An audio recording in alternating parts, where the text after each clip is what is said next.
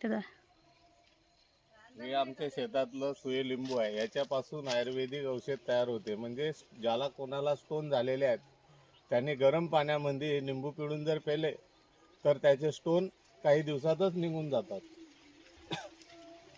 असे या झाडाला छोटे मोठे असे बरेच फळं यायला लागलेले आहेत. हे बघा, व्हिडिओमध्ये तुम्हाला स्पष्टपणे दिसत आहेत. हे बघून घ्या, एवढे मोठे फळ होते. आणि बाजारामध्ये मार्केटमध्ये जर हे विकायला गेलं तर 500 रुपयाला प्रति एक जाते. नमस्कार, मी प्रमिला पाटील तुमचं छान अशा ब्लॉगमध्ये स्वागत करत आहे. तर हा ब्लॉग आपला शेतातला वाचणार आहे. तर आम्ही शेतामध्ये आलेलो होतो. सुरुवातीला व्हिडिओमध्ये तुम्ही पाहिलंच, दाजीने जे इडे लिंबू बोलतात त्याची थोडक्यात माहिती दिलेली आहे. आम्ही सुनील भाऊच्या शेतामध्ये आलेला आहे. तर आजच्या ज्या व्हिडिओमध्ये मी तुम्हाला पूर्ण शेत दाखवलेलं आहे ते याच भाऊचं शेत आहे. तर विहिरीवर त्यांनी ड्रॅगन फ्रूट पण आता लावलेलं आहे, तुम्ही बघू शकता. आणि खूप मोठी अशी विहीर आहे, जवळजवळ 15-20 एकर वावर आहे हे. तर पूर्ण याच विहिरीचं पाणी पूर्ण शेताला पुरवते. खूप पाणी आहे विहिरीला. विहिरीच्या आजूबाजूला त्यांनी बरेचसे फळं झाडं लावलेले आहेत. चिक्कू झाडं लावलेले आहे, पेरू आहे, सीताफळ आहे, शेवगा आहे, आंब्याचे झाडं आहे. असे बरेचसे झाडं लावलेले आहेत. ते मी या व्हिडिओमध्ये तुम्हाला काही दाखवलेले आहेत, त्यातले काही जे झाडं आहेत ते. आणि हळद लावलेली आहे भरपूर, ते पण तुम्हाला व्हिडिओमध्ये दाखवलेली आहे. तुम्ही पूर्ण व्हिडिओ बघा, म्हणजे तुम्हाला सगळंच बघायला मिळेल. तर आता दाजी पपईच्या झाडावर चढून पपई तोडतात. काही पपई पिकलेले होते, तर आम्ही इथं बसून पण एक पपई खाल्ला आणि घरी पण 2-3 पपई आणलेले होते. तर खूप उंच पपई राहिलेले आहेत. आता खालच्या सुरुवातीला जे होते ते तुम्हाला दिसतच असेल व्हिडिओमध्ये. खालचे अक्षरशः पूर्ण संपले, आता वरचेच बाकी आहेत. म्हणून शिळीवर चढूनच पपई तोडायला लागतात. तर 2-3 पपई तोडले आणि त्यातले एक पपई बसून आम्ही तिथंच खाल्लं पण आहे. खूप छान असं झाडावरचं पपई होतं, एकदम मस्त आणि गोड पण खूप होतं.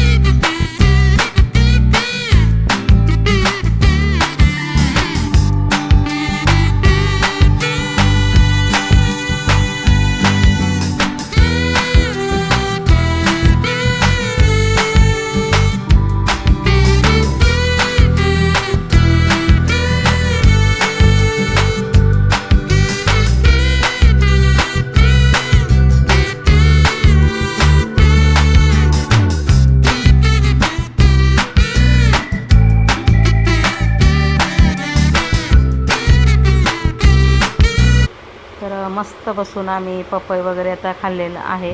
हरभरा पण खाल्ला, हिरवा हरभरा. आणि आता मी तुम्हाला दाखवत आहे हळद. खूप अशी मस्त हळद आलेली आहे.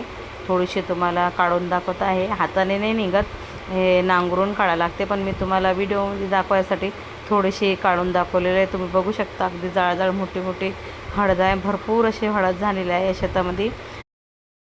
आणि आधी बोलल्याप्रमाणे मी बोलली तुम्हाला, बरेचसे यांनी फळं झाडं पण लावलेले आहेत विहिरीच्या आजूबाजूला.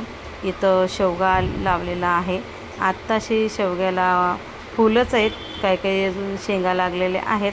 तुम्हाला व्हिडिओमध्ये दाखवत आहे मी. हे बघा, शेवग्याचं झाड आहे इथं. आणि आता शेंगा लागलेले एकदम कवड्या शेंगा आहेत. आत्ताशी सुरुवात झाली. आणि इथं आजूबाजूला आंब्याचं पण झाड आहे, मोहर लागलेला आहे. छोटे छोटे आंबे पण लागले. भरपूर वेळ आहे अजून आंबे खायला यायला. आणि मक्का लावलेला आहे शेतामध्ये, भरपूर असं मक्का लावलेला आहे. एका मक्क्याला 2-2 मक्याचे कणूस पडलेले आहेत. आणि मस्त असा आम्ही मक्का पण घेतलेला आहे, म्हणजे तोडून मक्याचे जे कणस असतात ते. आणि हे आंब्याचं झाड तोतापुरी आंब्याचं झाड आहे. आपले आंबे जेव्हा म्हणजे जे मार्केटमध्ये येतात ते संपतात तेव्हा हा आंबा सुरू होतो खाण्यासाठी.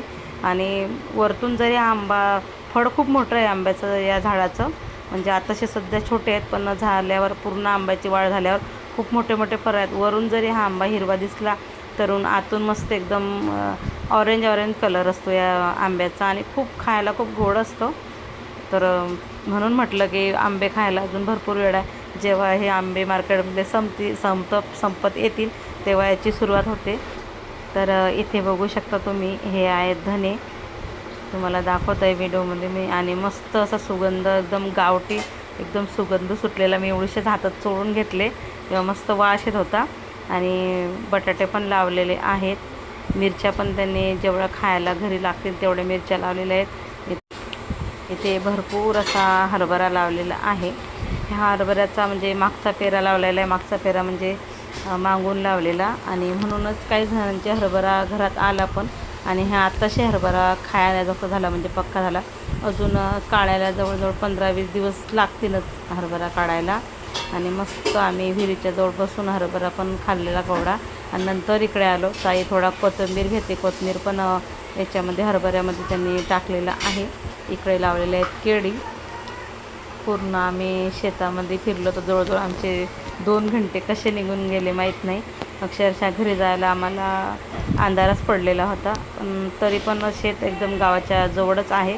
सुनील भाऊ आणि दाजी फक्त तर केळी, दाजीला सांगत होते केळी तर लावल्या, पण केळीला पाहिजे असा काही भाव नाही. तरी पण शेतकरी म्हणतात ना, शेतकरी खूप जिद्दी असते. पिकाला जरी भाव आला नाही तरी तेवढ्याच उत्साहात तो दुसरं पीक लावते. भरपूर असे मेहनत करतात. त्यांचे सुनील भाऊचे 3ही मुलं खूप मेहनती आहे. अर्ध काम जे आहे ते स्वतःच घरी करतात आणि काही काम जे आहे ते मजूर लावून करतात. खूप मेहनती मुलं आहेत. तर संपूर्ण व्हिडिओ पहा. खूप छान असा हा आजचा शेतातील व्हिडिओ आहे.